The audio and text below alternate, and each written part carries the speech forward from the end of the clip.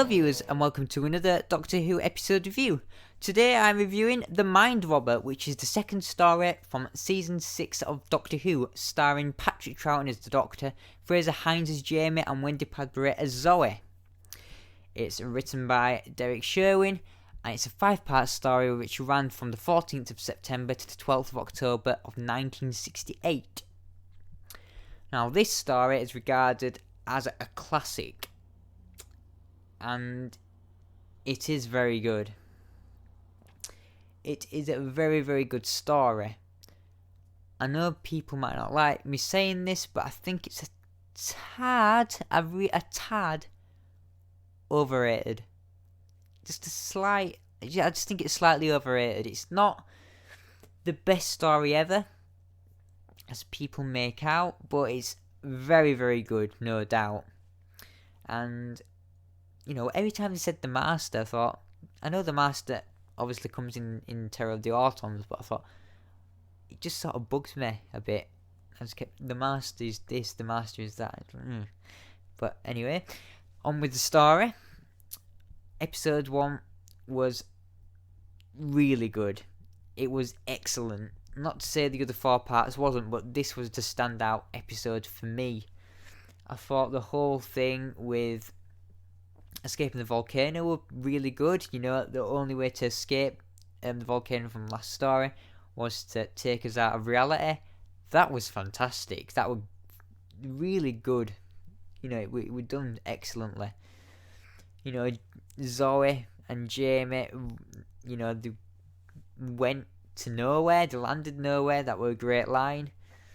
And they didn't know how to get back, and obviously they eventually came back. And yeah, you had the cliffhanger, you know, the Doctor's,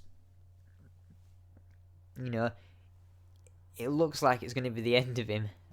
And, you know, there's high-pitched noises, the TARDIS explodes, and there's just Jamie and Zoe clinging to the TARDIS console. And that scene was excellent. I thought part 1 was very, very good. And sort of the whole plot, sorry, you know, from episode 2 onwards, was getting out of fiction and coming back to reality. That was basically the plot. It kind of reminded me of the Celestial Toymaker. They had to find a way of, you know, getting away from the Toymaker's toy room and getting away from his world. So I kind of got them vibes, but I think this is done better in this story. I liked the involvement of fictional characters.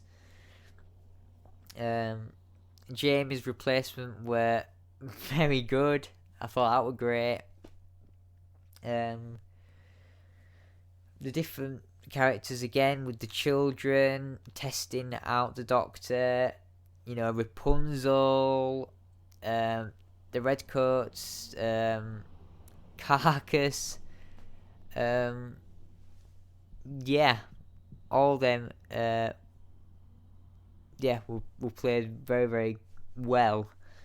And the Master, not the Master we know, but the Master in this story, a fictional writer, you know, he was a man, you know, that controlled everything.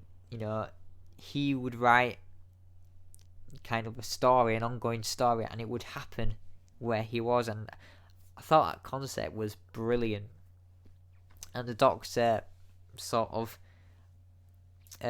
fighting him in the end. I loved that. The Doctor sort of writing, well, not writing, actually speaking, but you know what I mean, writing the story as it goes on to try and free Jamie and Zoe from the book, and to make them not be characters and make them to be Jamie and Zoe. And I loved that, you know, going back and forth, you know, carrying on the story, doing the best he can. Fantastic scene, that. I loved that.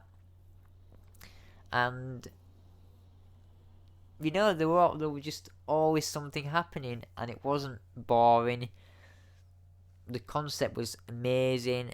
The characters and side characters were played really well.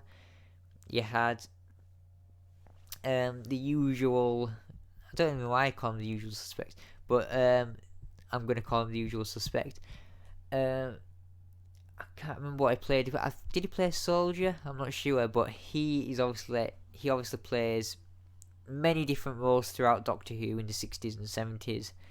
If you recognised him, I can't remember his character, but he played a Time Lord in the War Games. He played one of the Thals in, I think it's Planet of the Daleks, and he plays something else, plays someone else as well in another story. But yeah, I forgot he were in this one. But yeah, he did a really good job there, and the actor who played the Master did a fantastic job. But I do think it's very overrated. Well, a tad overrated, should I say? Because it's always at the, really high up on people's list of the best Doctor Who stories of all time. No doubt it isn't brilliant. It really is brilliant, but I can think of stories better than this. I do, however, think this has one of the best concepts and one of the best individual episodes, as in episode 1. That's in Doctor Who, for definite. So yeah, I don't know what else to say. What did you think? Does anyone not like it? Does anyone agree with me that it's a slightly overrated story? Or I want people to say why it's so brilliant. And yeah, tell me what you think. I always love to know. And as ever, please comment, like, and subscribe for more videos. And yeah, hopefully I will see you in my next review with the classic, I'm saying it now, with the classic Cyberman story, The Invasion. Bye.